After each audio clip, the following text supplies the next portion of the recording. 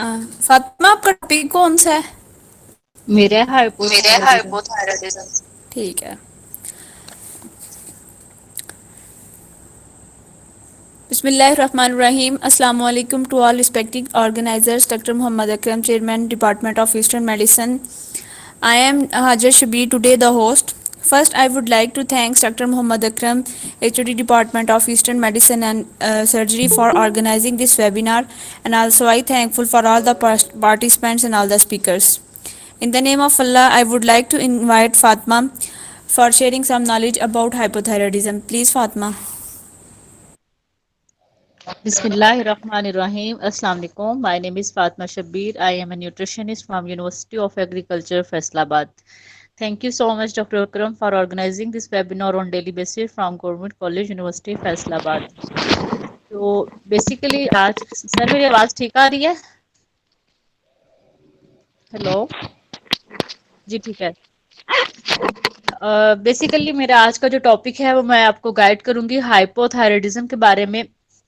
Normally तौर पे हम बात करें तो हमारी बॉडी के जितना भी जो मेटाबॉलिक रेट होता है, जितने भी ऑर्गन्स होते हैं, जितने भी ये हमारे ग्लैंड्स वगैरह होते हैं, उनकी जो वहां से जो हार्मोन्स की जो प्रोडक्शन होती है उसका बैलेंस होना जो है बहुत ज्यादा जरूरी है। अगर हमारी बॉडी का कोई भी गदूद वगैरह है, जैसे कोई ग्लैंड वगैरह है, वहां से हार्मोन्स जो है वो रिलीज होंगे, अगर वो हार्मोन्स की जो प्रोडक्शन है वो नॉर्मल अमाउंट में नहीं होगी, मतलब कि अगर कम होगी या ज्यादा होगी, तो हमारी बॉडी का जो सारा सिस्टम है वो बहुत ज्यादा इफेक्ट करेगा।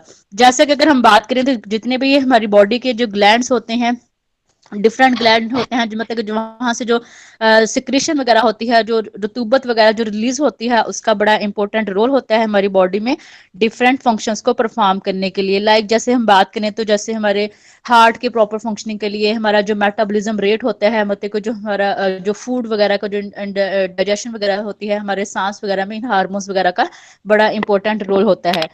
तो आज जो मैं बात करूंगी एक ग्लैंड है हमारी बॉडी के अंदर जो ग्लैंड होता है, थायराइड ग्लैंड। ये एक छोटा सा तितली नुमा जो है वो ग्लैंड होता है, जो हमारे गले में बिल्कुल हलक के नीचे जो है के बिल्कुल दरमियान में जो है ये ग्लैंड जो है वो थायराइड ग्लैंड जो है ये प्रेजेंट होता है। ये जो थायराइड ग्लैंड होता है इसका इस वहां से ये हार्मोन रिलीज जो करता है वो दो तरह के हार्मोन होते हैं, एक होता है T3, एक होता है T4।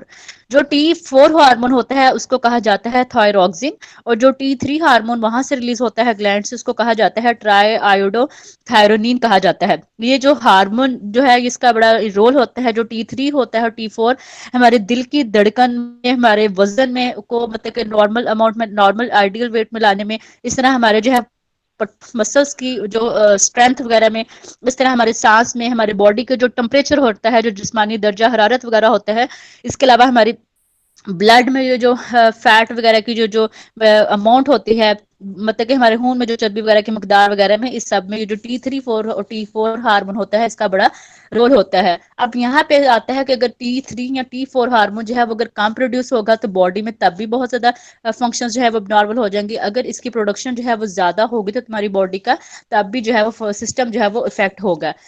तो मैं बात करूंगी हाइपोथायराइडिज्म में। जैसे हमने बात की है कि थायराइड ग्लैंड जो है ये एक ऐसा ऑर्गन होता है जो कि हमारे बिल्कुल नेक के फ्रंट पे होता है। ये एक विंड पाइप ने इसको रैप किया होता है। ये इसका काम क्या होता है थायराइड ग्लैंड का, कि इसने हमारे पावरफुल जो हार्मोन्स होते हैं T3 T4 हार्मोन्स को प्रोड्यूस करना होता है।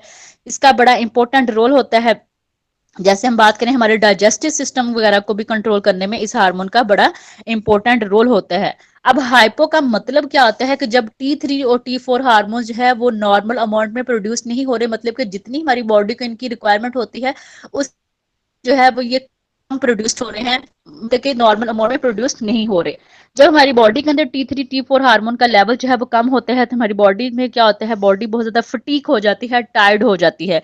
इसके अलावा हम बात करें तो इसकी इस वजह से कहता है कि जब हाइपोथायराइडिज्म होता है कि बॉडी में क्या होता है कि एक्सेसिव जो है वेट गेन, जो क्योंकि मेटाबॉलिज्म क्या होता है स्लो हो जाता है। जब मेटाबॉलिज्म स्लो होता है तो किलो कैलोरीज जो होती हैं वो बर्न इतनी जल्दी नहीं होती। किलो कैलोरीज जो है वो हमारी बॉडी के अंदर जो है वो स्टोर हो जाती हैं फैट की फॉर्म में, जिसकी वजह से क्या होता है कि हाइपोथायराइडिज्म में लोगों का क्या होता है कि मेटाबॉलिज्म स्लो होने की वजह से क्या होता है कि एक्सेसिव तौर पर वेट गेन होना शुरू हो जाता है।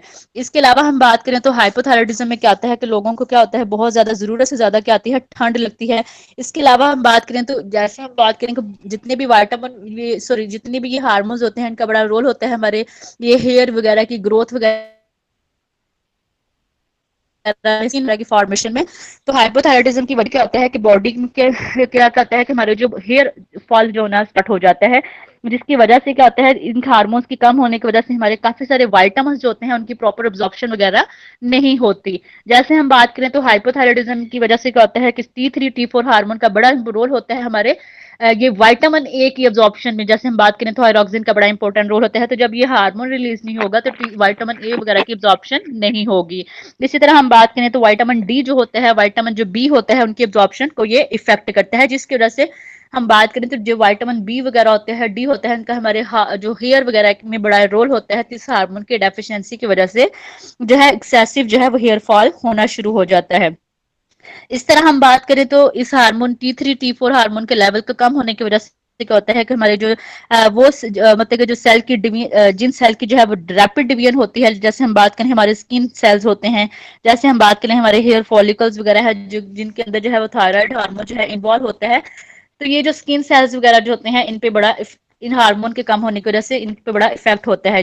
जब ये T3 T4 हार्मोन का लेवल कम होता है तो वो जो स्किन सेल का जो टर्न ओवर होता है, डिवीजन वगैरह होती है, वो स्लो हो जाती है, जिसकी वजह से क्या होता है कि स्किन में क्या होता है ईचिंग वगैरह भी होना शुरू हो जाती है।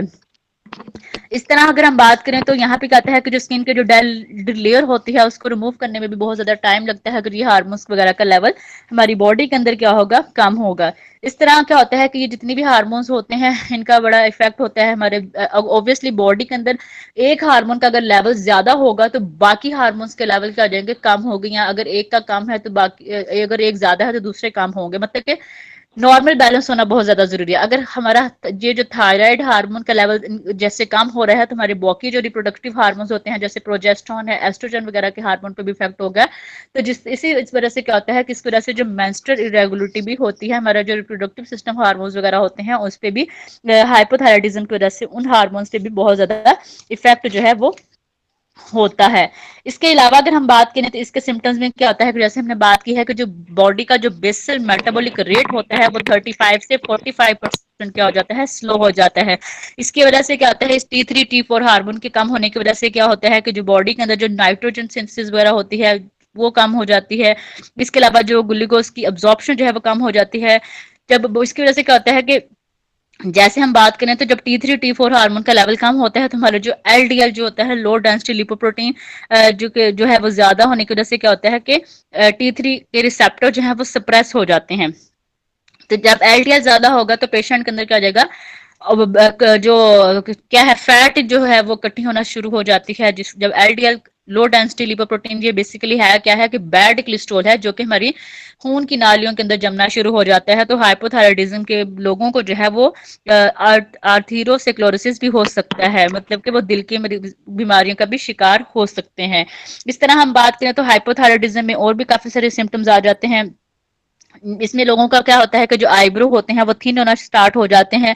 इसके अलावा अगर हम बात करें तो जो बॉडी का टेम्परेचर जो होता है वो बिल्कुल चिलनेस हो जाता है, ठंडा जो है वो होना स्टार्ट हो जाता है। इसकी वजह से जो है वो एपिटाइट जो है वो कम होना स्टार्ट हो जाती है। इसकी वजह से काफी सारे जैसे हमने बात की है कि एब्जॉर्प्शन कम हो जाती है, आयरन की एब्जॉर्प्शन कम हो जाती है, कैल्शियम की एब्जॉर्प्शन कम हो जाती है, जिसकी वजह से लोग जो है वो एनीमिया का शिकार हो जाते हैं। इसकी वजह से क्या होता है कि कैल्शियम की डेफिशिएंसी की वजह से क्या होता है कि लोगों का जॉइंट्स का वगैरह का भी इशू होता है। इसके अलावा अगर हम बात करें तो T3 T4 हार्मोन्स के लेवल का कम होने की वजह से क्या होता है कि ऑब्वियसली बॉडी की इम्यूनिटी में भी बड़ा इफेक्ट होता है, जो कुव्वत मुदाफियत वगैरह बहुत ज्यादा इफेक्ट में कमी आती है। तो जिसकी वजह से ये लोग जो होते हैं इनमें इन्फेक्शन वगैरह के होने के चांसेस ज्यादा होते हैं। नॉर्मली तौर पे अगर हम बात करें तो थायराइडिज्म के अगर हम बात करें तो इसका जो इसको डायग्नोज जो है वो कैसे किया जाता है, इसके लिए T3 T4 हार्मोन्स TSH जो है हार्मोन्स का टेस्ट जो है वो किया जाता है। इसके जो लाइफस्टाइल अगर हम टिप्स के अकॉर्डिंग अगर हम बात करें तो यहाँ पे T3 T4 हार्मोन का जैसे लेवल कम है तो हमने इसके हार्मोन्स के नॉर्मल लेवल पे लाने के लिए हमने बेसिकली इसके लिए जो गाइडलाइन होंगी, डाइटरी गाइडलाइन, वो ये है कि शुगर को जो है वो कट डाउन करना होगा, क्योंकि जितनी ज्यादा हम अपनी डाइट के अंदर शुगर का इंटेक करेंगे तो उतनी ज्यादा हमारी बॉडी के अंदर क्या होगी, इन्फ्लेमेशन होगी। तो जब बॉडी के अंदर इन्फ्लेमेशन होती है तो जो T3 ने जो कन्वर्ट होना होता है T4 प्रोसेस में, तो वो प्रोसेस क्या हो जाता है, स्लो हो जाता है। तो जब हम शुगर को कम करेंगे तो हमारा जो T3 T4 प्रोसेस जो कि कन्वर्जन वाला प्रोसेस जो है वो क्या होगा, इम्प्रूव होगा। इसके अलावा हम बात करें तो जैसे जो है अब इसमें होता गया है हाइपोथायराइडिज्म में के एक्सेसिव वेट गेन हो जाता है, तो वेट को भी अपने नॉर्मल आइडियल बॉडी वेट पे लाना बहुत ज़्यादा ज़रूरी है। तो इसके लिए जैसे बहुत ज़्यादा लोग जो हैं वो ओवरवेट होते हैं, तो उनको जो है वो क्रैश डाइट नहीं करनी चाहिए। क्रैश डाइट जो है उसमें क्या होता है कि आप अपना जो पूरे दिन का जो इंटेक होता है वो आप 500 से कम अगर कैलोरीज लेते हैं तो ये क्रैश डाइट में आता है।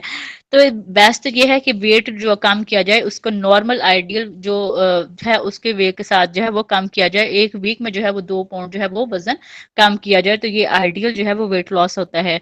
इसके अलावा मतलब कि बहुत ज्यादा लो कैलोरीज वगैरह का इंटेक ना किया जाए। इसके अलावा अगर हम बात करें तो जो बॉडी का ऑलरेडी सिस्टम जो है बहुत ज्यादा वीक हुआ होता है, इम्यूनिटी वीक होती है, तो वेट को जो है वो ये क्या होता है कि जो वेट लॉस जो मतलब कि मेडिसिन वगैरह होती हैं वो पिल्स वगैरह जो है उसके थ्रू जो है वजन को ना कम किया जाए, क्योंकि बॉडी का ऑलरेडी जो है वो मैकेनिज्म बहुत ज्यादा इफेक्ट हुआ है, इम्यूनिटी वीक है। जब हम और ज्यादा उसको वीक करेंगे मेडिसिन वगैरह दे के वेट लॉस की, तो इसकी वजह से क्या होगा, बॉडी के अंदर जो असेंशियल फैट होते हैं विटामिन ए डी ई के, वो भी साथ क्या होने के, वो भी बॉडी से निकलना शुरू हो जाते हैं। इसके अलावा अगर हम बात करें तो जितने भी ये होते हैं जिनको हाइपोथायराइडिज्म होते हैं, उनको जो पैकेजिंग फूड मीट वगैरह होते हैं उनको नहीं लेना चाहिए। वो वाले फूड नहीं लेने चाहिए जिनके अंदर एस्ट्रोजन का लेवल जो है वो ज्यादा होता है। तो एस्ट्रोजन जो है वो बेसिकली उन फूड के अंदर होता है, जैसे हम बात करें सोया है, बीन है, या सोया प्रोडक्ट्स वगैरह होते हैं, इनके अंदर एक कंपाउंड होता है गाइट्रोजन। तो गाइट्रोजन का काम क्या होता है कि वो थायराइड को क्या करता है, इनलॉर्ज कर देता है। इसके अलावा जितनी भी क्रूसीफेरस वेजिटेबल्स होती हैं वो नहीं लेनी चाहिए, जिसमें आ जाता है ब्रोकीलाई, आ जाता है कैबिज, आ जाती है गोभी, बंद गोभी वगैरह आ जाता है, बाजरा है। इसके अलावा जो है ये जितनी भी आते हैं पीनट्स वगैरह जो है वो इनको नहीं लेना चाहिए। इसके अलावा अगर हम बात करें तो हाइपोथायराइडिज्म के लोगों को जो है ये जैम है, ये जितना भी टेबल साल्ट नहीं लेना चाहिए। बेस्ट ये है कि जो आयोडीन साल्ट होता है वो उनको लेना चाहिए हाइपोथायराइडिज्म के लोगों को। इसके अलावा हम बात करें तो हाइपोथायराइडिज्म के लोगों को जो है वो मूली जो है वो नहीं लेनी चाहिए, शलजम जो है वो नहीं लेना चाहिए, क्योंकि इन सब के अंदर एक कंपाउंड होता है गाइट्रोजन जेनिक सब्सटेंस होते हैं जो कि T3 T4 हार्मोन पे इफेक्ट करते हैं। इसके अलावा अगर हम बात करें तो जैसे रेड कैबेज है, मस्टर्ड आ जाता है, मस्टर्ड सरसों वगैरह जो है वो उससे जो है वो नहीं लेना चाहिए। इसके अलावा जो है बांस वगैरह का जैसे मुरब्बा वगैरह होते हैं। मस्टर्ड के अकॉर्डिंग हम बात करें, सरसों के अंदर कंपाउंड होता है थायोसाइनेट, तो ये भी क्या करता है, T3 T4 हार्मोन पे इफेक्ट करेगा, तो इसको नहीं लेना चाहिए। हाइपोथायराइडिज्म के जो लोग होते हैं उनके लिए बेस्ट तो ये है कि उनको जो है अपने कार्ब्स अगर कट करने हैं, उन्होंने पूरे दिन में वेट लॉस के लिए 200 से 250 ग्राम पर डे जो है उसको कम करें। फैट जो है इनको लेना चाहिए जो है वो 15 ग्राम जो है वो वेजिटेबल ऑयल से जो है वो ले सकते हैं। इनको चाहिए कि ज्यादा जो है वो प्लांट जो रिच फाइबर फूड्स होते हैं उनको जितनी ज्यादा मतलब कि जो वेजेस वगैरह जो है वो उनको ऐड किया जाए। इसके अलावा जितने भी लो ग्लाइसेमिक इंडेक्स फूड जो है उनको जो है वो लेना चाहिए। बेरीज जो है बहुत अच्छा सोर्स है, हाइपोथायराइडिज्म के पेशेंट को बेरीज का इंटेक करना चाहिए। इनके अंदर एक कंपाउंड होता है एंथोसायनिन होता है, उसका बड़ा इंपॉर्टेंट रोल होता है जो कि हमारी बॉडीज में से इन्फ्लेमेशन को कम करता है। इसके अलावा ब्रान जो है वो ले सकते हैं। इसके अलावा सोर मिल्क जो है वो ले सकते हैं। आयोडाइज्ड जो साल्ट होता है वो इनके लिए बहुत अच्छा है। इसके अलावा विटामिन सी रिच जो है फूड जो है फ्रूट्स वगैरह जो है ये ले सकते हैं। योगर्ट जो है ले सकते हैं। चुकंदर जो है बीट जूस जो होता है ये बहुत अच्छा है हाइपोथायराइडिज्म के लिए। इसके अलावा जितने भी ये सी फूड्स वगैरह होते हैं जैसे मछली वगैरह जो है वो इनके लिए बहुत अच्छी है। इसके अलावा जो है हम बात करें तो इसमें आ जाता है जो एवोकाडो जो है वो इनके लिए बहुत अच्छा है। इसके अलावा अगर हम बात करें तो जितनी भी ये कॉटेज चीज वगैरह जो है वो ले सकते हैं। इसके अलावा ग्रीन टी जो है, ग्रीन पीस जो है, एप्पल है, सिनेमन वगैरह जो है ये हाइपोथायराइडिज्म के लिए जो है वो अच्छा है। इसके अलावा अगर हम बात करें तो इनको जो है वो वाले फूड नहीं लेने चाहिए जिनके अंदर क्यूरसेटिन जो है वो प्रेजेंट होता है, क्योंकि क्यूरसेटिन जो है वो जो हमारे थायराइड ग्लैंड वगैरह जो एंजाइम्स वगैरह होते हैं उनकी एक्टिविटी को क्या कर देता है, कम कर देता है। जो बेसिकली अगर हम बात करें जैसे थायराइड थायराइडोपेरोक्सीडेज एंजाइम जो होता है, ये इसका क्या काम होता है कि ये जब एक्टिव होता है तो इसने क्या करना होता है कि हमारे T4 हार्मोन की प्रोडक्शन को ज्यादा करना होता है। तो क्यूरसेटिन फूड जो होते हैं वो क्या करेंगे, ये जो एंजाइम होता है थायराइड पेरोक्सीडेज एंजाइम की एक्टिविटी को इफेक्ट करते हैं। तो ये क्यूरसेटिन प्रेजेंट किसके अंदर होता है, ये जो ऑनियन होता है प्याज के अंदर जो है वो प्रेजेंट है। इसके बाद अगर हम बात करें तो ये जितने भी ऑनियन के अंदर अगर हम बात करें, जो प्याज के अंदर एक और कंपाउंड होता है, जैसे हम बात करें तो इसमें आ जाता है डाई आयोडाइड, इसमें कंपाउंड होता है प्रोपाइल डाइसल्फाइड डाइआयोडाइड। ये तो ये क्या करता है, जो हमारा आयोडाइड एंजाइम जो होता है उसकी एक्टिविटी को स्लो कर देता है। इसके अलावा हम बात करें तो जो जिनको हाइपोथायराइडिज्म होता है उनको ये फूड नहीं लेने चाहिए, जिसमें क्या होता है आइसोफ्लेवोन होता है या थायराइड पेरोक्सिडेज। ये क्या करता है, आइसोफ्लेवोन वाले फूड क्या करते हैं, किस एंजाइम की एक्टिविटी को स्लो कर देते हैं, जो कि किसके अंदर प्रेजेंट होता है, सोया के अंदर प्रेजेंट होता है। जो सोयाबीन वगैरह होते हैं उसके अंदर जो है वो प्रेजेंट होता है।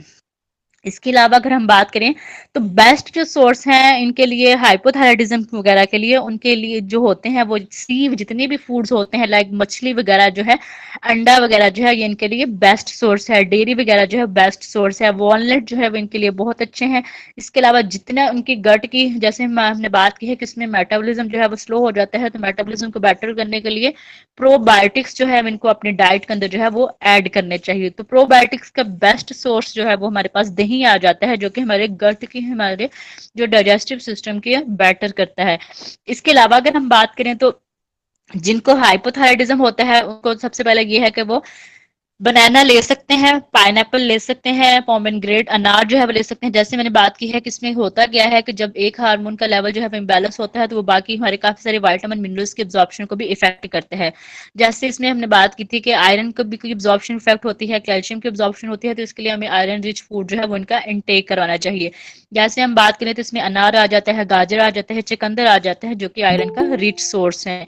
इसके अलावा ये जो है वो मटर वगैरह, जो ओट्स वगैरह होते हैं, एप्पल वगैरह जो है उसको ऐड कर सकते हैं अपनी डाइट के अंदर। जिंजर टी जो है बहुत अच्छी है। जैसे इसमें हमने बात की थी कि जब बॉडी के अंदर इन्फ्लेमेशन होती है तो T3 से जो कन्वर्ट होना होता है T4 के प्रोसेस में, तो इन्फ्लेमेशन की वजह से वो प्रोसेस जो है वो स्लो हो जाता है। तो जो टर्मेरिक, जो हल्दी वगैरह जो टी है वो क्या करती है, इन्फ्लेमेशन को क्या करती है, कम करती है। इसके अलावा हम बात करें तो कोकोनट वाटर जो है वो बहुत अच्छा है इनके लिए। इसके अलावा धनिया वाटर जो है बहुत अच्छा है इनके लिए। इसके अलावा अगर हम बात करें तो यहाँ पे जो पॉइंट आता है, जितने भी ये सीड्स वगैरह जो होते हैं, फ्लैक्स सीड्स वगैरह है, फिश ऑयल जो है वो इनके लिए बहुत अच्छा जो है वो सोर्स है। पंपकिन सीड जो है बहुत अच्छा सोर्स है। चिया सीड जो है वो बहुत अच्छा सोर्स है इनके लिए। इसके अलावा अगर हम बात करें जितने भी ये ओट्स हैं, बीन्स वगैरह है, इसके अलावा अगर हम बात करें तो सिनेमम, इनको इन्फ्लेमेटरी जो फूड्स होते हैं, जो कि एंटी इन्फ्लेमेटरी फूड जो है वो हम इनको देंगे, तो इसमें आ जाता है सिनेमम, आ जाता है दालचीनी है, हल्दी है, ब्लैक पेपर है, जिंजर है, धनिया है, गार्लिक है, जो कि इनके लिए बॉडी के हार्मोन क्या कर सकती हैं, ये बैलेंस कर सकती हैं। जैसे हमने बात की है कि इसकी वजह से काफी सारे विटामिन मिनरल्स के एब्जॉर्प्शन पर इफेक्ट होता है, जिनके प्रॉपर्ली एब्जॉर्प्शन ना होने की वजह से काफी सारे जॉइंट्स वगैरह का इशू हो जाता है। जैसे कि कैल्शियम के एब्जॉर्प्शन पे इफेक्ट होते हैं, तो इनको हम जो है वो इनके विटामिन जो है कैल्शियम वगैरह के सप्लीमेंट जो है हम इनको दे सकते हैं। इसके अलावा हम बात करें तो इसमें आ जाता है जिंक, सेलेनियम वगैरह, ये इम्यूनिटी को जो है वो इन्हांस करते हैं, तो इसके सप्लीमेंट भी हम इनको दे सकते हैं। ओमेगा 3 के भी दे सकते हैं, और प्रोबायोटिक्स वाले सप्लीमेंट भी जो मार्केट के अंदर जो है वो अवेलेबल होते हैं, तो वो हम इनको दे सकते हैं। Okay sir, thank you so much, मेरा टॉपिक कंप्लीट हो गया। अगर हम नॉर्मली, Okay, अगर हम sir. नॉर्मली, एक मिनट, इसकी रिक्वायरमेंट बता दूं। नॉर्मली हम बात करें तो जो आयोडीन की जो